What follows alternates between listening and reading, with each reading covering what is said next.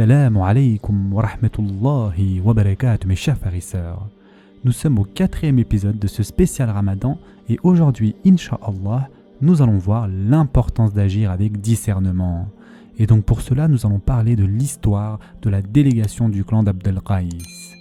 Mes chers frères et sœurs en islam, dans la 8e année de la Hijra, une délégation de la tribu d'Abd al-Qaïs, originaire de la région du Bahreïn, se rendit auprès du prophète sallallahu alayhi wa sallam. Cette tribu était l'une des rares tribus qui avait embrassé l'islam de manière spontanée, sans qu'aucune expédition ne soit envoyée à eux, ni même un prédicateur. Ils avaient simplement entendu parler de l'islam et avaient accepté la foi en masse. Désireux de prêter allégeance au prophète sallallahu alayhi wa sallam, ils envoyèrent une délégation d'environ 10 à 15 personnes qui entreprirent un long voyage depuis le Bahreïn jusqu'à Médine. À leur arrivée à Médine, ils étaient si enthousiastes de voir le prophète sallallahu alayhi wa sallam que selon les récits, ils laissèrent leurs chameaux sans même les attacher à l'extérieur de la mosquée et se précipitèrent vers lui avec leurs habits de voyage. Ils tombèrent sur lui, embrassèrent ses mains et même ses pieds.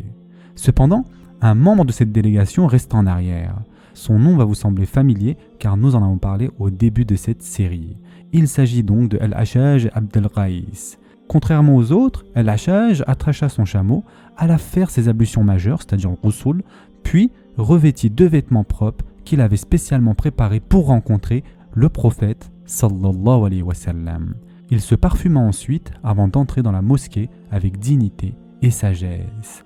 En le voyant, le prophète sallallahu alayhi wa sallam déclara « Tu possèdes 2 qualités qu'Allah aime, la clémence, c'est-à-dire al-hilm, et la pondération, al-anatu. Al-hilm peut être traduit par sagesse ou encore maîtrise de soi face à la colère. Quant à al-anatu, il s'agit du fait d'agir avec réflexion et non avec précipitation. » Et Al-Hajjaj interrogea alors le prophète sallallahu alayhi wa sallam comme nous l'avions déjà vu. Et il dit « Ô messager d'Allah, ces qualités sont-elles naturelles en moi ou bien les ai-je acquises ?» Le prophète sallallahu alayhi wa sallam répondit « Non, elles sont innées en toi. » En entendant cela, Al-Hajjaj dit avec reconnaissance « Louange à Allah qui m'a accordé 2 qualités qu'il aime et que son messager aime. » Voyons maintenant, mes chers frères et sœurs en islam, l'importance de la pondération en islam. Le prophète sallallahu alayhi wa sallam a dit « La pondération vient d'Allah, tandis que la précipitation vient de Shaitan. » Et ce hadith a été rapporté par At-Tirmidhi. Agir donc avec sagesse et réflexion est une bénédiction d'Allah azza wa jal, tandis que l'empressement et l'impulsivité sont des caractéristiques du diable. Dans un autre hadith rapporté par Abu Daoud, le prophète sallallahu alayhi wa sallam a dit « Tout acte réalisé avec sagesse et réflexion est béni, sauf lorsqu'il s'agit d'une bonne action. Dans ce cas, il faut la faire sans tarder. » Yani, lorsqu'il s'agit d'une bonne action, il faut se précipiter avant que Shaitan ne nous en décourage. Ainsi, lorsqu'il s'agit des actions mondaines, il est préférable de prendre le temps de réfléchir avant d'agir, mais lorsqu'il s'agit des œuvres pieuses comme la prière, l'aumône, le repentir, il ne faut pas hésiter et agir immédiatement. Les prophètes eux-mêmes étaient dotés de cette qualité de pondération. Le prophète Yusuf alayhi salam par exemple n'a pas quitté la prison immédiatement lorsqu'on lui annonça sa libération. Il demanda d'abord au Pharaon d'enquêter sur l'affaire des femmes de la cour, ce qui rehaussa son honneur et lui permit d'être nommé ministre. A l'inverse, la précipitation peut être source d'erreur. Le prophète Yunus alayhi salam par exemple quitta précipitamment son peuple sans attendre l'ordre d'Allah azza wa jal et il fut avalé par le grand poisson.